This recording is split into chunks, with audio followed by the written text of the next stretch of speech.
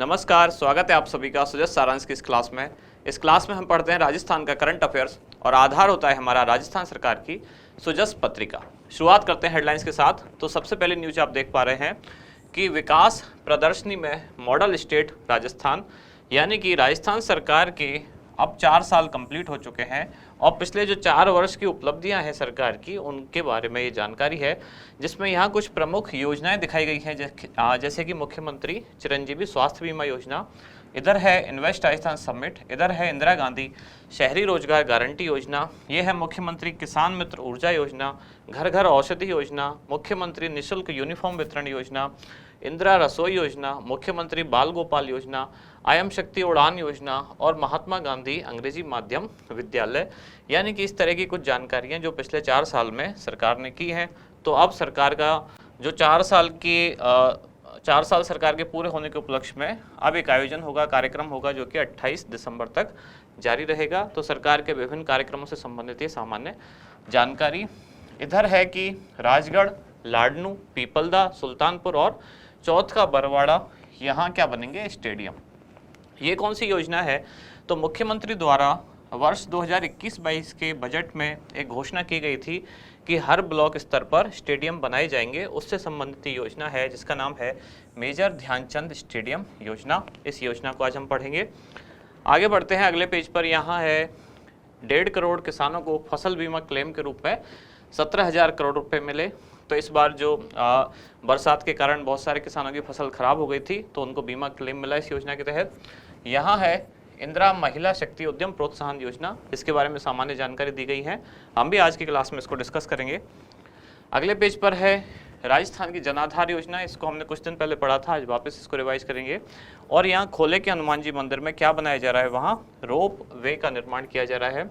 इधर आप देख पा रहे हैं कि राज्य सरकार की जन कल्याणकारी योजनाओं के अध्ययन के लिए 23 अधिकारी आएंगे। और ये 23 अधिकारी कहाँ से आएंगे? ये केरल के अधिकारी राजस्थान की योजनाओं का अध्ययन करने के लिए राजस्थान में आ रहे हैं। और अलवर में रोजगार शिविरों में 297 युवाओं का चयन। आगे बढ़ते हैं तो यहाँ देख पा रहे हैं पेयजल जलाशयों की सफाई व्यवस्था का कंप्यूटरीकरण होगा और पुरानी तथा क्षतिग्रस्त पाइपलाइनों को बदला जाएगा। और इधर जो अभियान है प्रशासन शहरों के संग, ये कब तक जारी रहेगा? 31 मार्च 2023। अब देखते हैं हमारा इंडेक्स, यानी कि कौन कौन सी ऐसी जानकारी हैं जो एग्जाम के पॉइंट ऑफ व्यू से महत्व रखती है। तो 3 मुख्य खबरें निकल के आती हैं। इंदिरा महिला शक्ति उद्यम प्रोत्साहन योजना, दूसरी है राजस्थान जन आधार योजना और तीसरी है मेजर ध्यानचंद स्टेडियम योजना। तीनों को पढ़ते हैं। शुरुआत करते हैं सबसे पहले इंदिरा महिला शक्ति उद्यम प्रोत्साहन योजना। योजना कब शुरू की गई? तो ये प्रारंभ हुई 18 दिसंबर 2019 को। नोडल एजेंसी कौन है इस योजना की? वो है निदेशालय। और कौन सा निदेशालय? महिला अधिकारिता विभाग वाला निदेशालय राजस्थान सरकार का। उद्देश्य क्या है? नाम से पता चलता है उद्देश्य महिला शक्ति उद्यम प्रोत्साहन, यानी कि महिलाओं को उनके उद्योग स्थापित करने के लिए प्रोत्साहन देने के लिए योजना शुरू की गई। यानी कि प्रदेश की महिलाओं को उद्यमिता और स्वरोजगार से जोड़ना, ताकि वो खुद अपने कोई ना कोई उद्योग, कोई अपना रोजगार शुरू कर पाएँ। अपना उद्यम शुरू करने वाली महिलाओं और स्वयं सहायता समूहों को ऋण उपलब्ध कराना। अब देख रहे हैं इसकी विशेषता या इसकी पात्रता क्या क्या है। तो राजस्थान की मूल निवासी होना अनिवार्य है महिला को, और उसके लिए न्यूनतम आयु रखी गई है कितना? 18 वर्ष। ऋण सीमा क्या है? अगर व्यक्तिगत आवेदक है, महिला केवल अकेली अपने लिए आवेदन करती है, या महिला का कोई एक स्वयं सहायता समूह है, तब उनके लिए अधिकतम ऋण कितना उपलब्ध कराया जा सकता है? 50 लाख रुपए तक। यदि स्वयं सहायता समूह का क्लस्टर का सामान्य अर्थ होता है झुंड, यानी कि बहुत सारे लोग। क्लस्टर का मतलब एक तरह का झुंड या समूहों का समूह या कोई फेडरेशन, अगर ये आवेदन करता है ऋण के लिए, तब उसके लिए अधिकतम ऋण सीमा कितनी है? 1 करोड़ रुपए। और क्या इसके बारे में जानकारी? ये दोनों वापस रिपीट हुई है, ये वहीं से है इसकी विशेषताएं जो लिखी हुई है। यानी कि उद्देश्य जो है प्रदेश की महिलाओं को उद्यमिता और स्वरोजगार से जोड़ना, साथ ही अपना उद्यम शुरू करने वाली महिलाओं स्वयं सहायता समूह को ऋण उपलब्ध कराना। ये गलती से यहाँ रिपीट हो गई है। आगे यहाँ लिखा हुआ है ऋण अनुदान कितना मिलेगा? तो स्वीकृत ऋण राशि पर 25% ऋण अनुदान दिया जाएगा। SC, ST, विधवा, परित्यक्ता या हिंसा पीड़ित या फिर दिव्यांग श्रेणी की महिलाओं को ऋण सीमा का कितना, तो 30% ऋण अनुदान दिया जाएगा। सामान्य श्रेणी में 25% और अगर ये वाली श्रेणियां हैं तब इनमें 30% ऋण अनुदान दिया जाएगा। अगली योजना है राजस्थान जन आधार योजना, जिसकी घोषणा कब की गई, तो बजट 2019-20 में योजना की घोषणा की गई। योजना क्या है, जो आप जानते हैं, जन आधार कार्ड वही ये योजना है, जैसे कि आधार कार्ड से प्रेरित है। ये विभिन्न योजनाओं के लाभ सरलता, सुगमता एवं पारदर्शी रूप से आमजन तक पहुंचाना इसका उद्देश्य है। कौन सी विचारधारा के साथ संचालित है योजना, एक नंबर, एक कार्ड, एक पहचान, इसके साथ योजना संचालित है। विशेषताएं, राज्य के निवासी परिवारों की जनसांख्यिकी एवं सामाजिक आर्थिक सूचनाओं का एक डेटाबेस तैयार करना, यानी कि मुख्य विशेषता क्या है, राज्य के लोगों का एक डेटा तैयार करना, और जो डेटा तैयार होगा उससे उनको एक आइडेंटिटी नंबर, यानी कि उसको प्रूफ ऑफ आइडेंटिटी माना जाएगा। किसको, तो जन आधार कार्ड जो बनेगा, जन आधार नंबर को, इसी को माना जाएगा क्या, प्रूफ ऑफ आइडेंटिटी, और प्रूफ ऑफ एड्रेस दोनों की मान्यता उसको प्रदान की जाएगी। साथ ही एक नंबर, एक कार्ड, एक पहचान की विचारधारा के साथ योजना संचालित होगी। साथ ही नगद लाभ जितने भी मिलते हैं तो वो डीबीटी के माध्यम से इस योजना के तहत प्राप्त हो सकेंगे, और प्रत्येक परिवार को एक 10 अंकीय यानी कि 10 डिजिट का नंबर दिया जाएगा, जिसका नाम क्या होगा, जन आधार नंबर।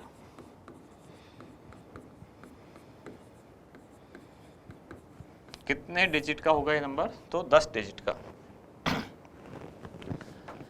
परिवार द्वारा निर्धारित, परिवार अपनी तरफ से जो भी निर्धारित करेगा, मुखिया होगी उनकी महिला, उसकी आयु 18 वर्ष या उससे अधिक होनी चाहिए, यानी कि परिवार द्वारा निर्धारित 18 वर्ष या अधिक आयु की महिला को परिवार की मुखिया बनाया जाएगा और उसी के नाम से जन आधार कार्ड बनाया जाएगा। और यदि परिवार में 18 वर्ष या उससे अधिक आयु की महिला नहीं है, तब 21 वर्ष या उससे अधिक आयु का जो भी पुरुष होगा उसको मुखिया बनाया जा सकता है।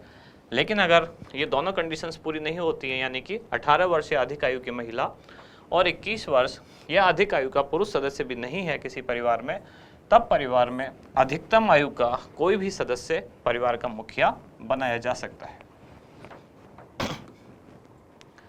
प्रशासनिक व्यवस्था कैसे होगी इस योजना की, तो कौन से विभाग द्वारा संचालित है योजना, आयोजना विभाग द्वारा। कल जब हमने जो 33 क्या थी फ्लैगशिप योजना, और जो कितने विभागों द्वारा संचालित हैं, 16 विभागों द्वारा, उन 16 विभागों में एक विभाग आया था आयोजना विभाग, और उसकी योजना थी कौन सी, जन आधार योजना, यानी कि ये फ्लैगशिप योजना भी है।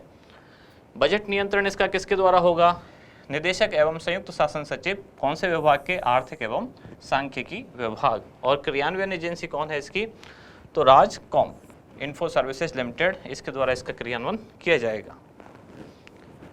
जन आधार योजना के बारे में एक इमेज के थ्रू सामान्य जानकारी दी गई है, जैसे कि सरकारी योजनाओं एवं जन कल्याण की योजनाओं के लाभ एवं सेवाएं प्रदान करना, इसको प्रूफ ऑफ आइडेंटिटी और प्रूफ ऑफ एड्रेस के लिए मान्यता देना, आयुष्मान भारत, महात्मा गांधी राजस्थान स्वास्थ्य बीमा योजना का लाभ देना, योजनाओं की पात्रता निर्धारण में सहायक है, और मोबाइल ऐप से संबंध संचालन तथा सभी लाभों का ब्यौरा उपलब्ध है।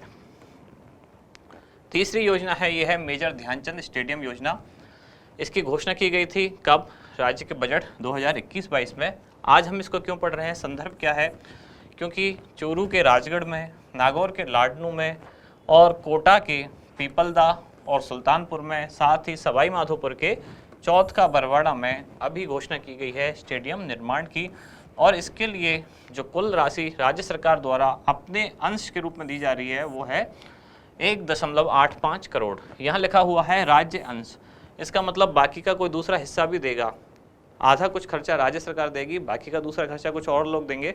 अब वो कौन लोग हैं उसको भी समझेंगे। यानी कि राज्य सरकार ने अपने हिस्से के 1.85 करोड़ इन सारे स्टेडियम को मिला के इतने स्वीकृत कर दिए हैं। घोषणा हुई थी बजट कब, 21-22 में। उद्देश्य क्या है, राज्य के प्रत्येक ब्लॉक में खेल स्टेडियम निर्मित करना। अब आगे देखते हैं कि राज्य अंश के अलावा और दूसरा कौन सा अंश है इसमें। इस योजना के अंतर्गत चरणबद्ध रूप से राज्य के प्रत्येक ब्लॉक में खेल स्टेडियम बनाए जाएंगे, ये तो सामान्य बात। इसके लिए ये वो दूसरा अंश है, वो कहाँ से आएगा?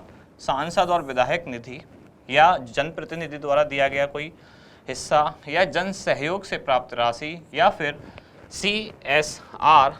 CSR यानी कि कॉरपोरेट सोशल रेस्पॉन्सिबिलिटी, जिसमें कि जो बड़े बड़े उद्योग घराने हैं उनको अपने जो लाभ है 3 साल का वार्षिक लाभ जो है उसका एवरेज निकाल के जो आता है, यानी कि उसका 2% हिस्सा सामाजिक कार्यों के लिए देना अनिवार्य है।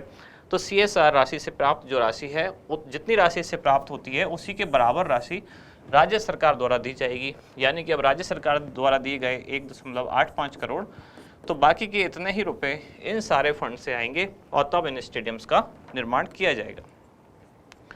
लास्ट में है प्रश्न आज का कि इंदिरा महिला शक्ति उद्यम प्रोत्साहन योजना के तहत महिला की न्यूनतम आयु कितनी होनी चाहिए? 18 वर्ष, 21 वर्ष, 25 वर्ष या फिर 40 वर्ष? तो क्या होगा इसका सही उत्तर, वो आप बताएं कमेंट्स में। अब मिलते हैं कल अगली न्यूज के साथ अगली क्लास में। धन्यवाद।